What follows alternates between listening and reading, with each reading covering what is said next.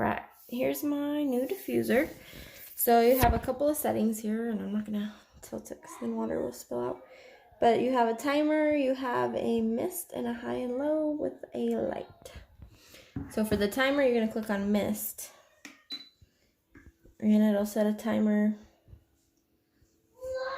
You can do 60, 120, 180, or just leave it running consistently, and it does shut off once the waters run out. So that's just moving the timer. This is our high and low button.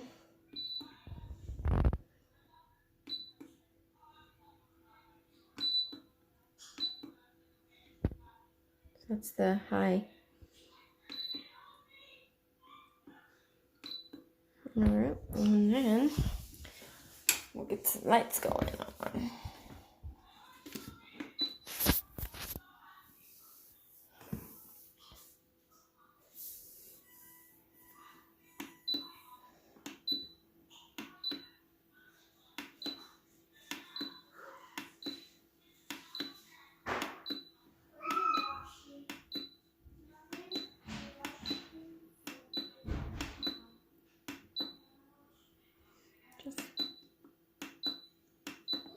And back to none.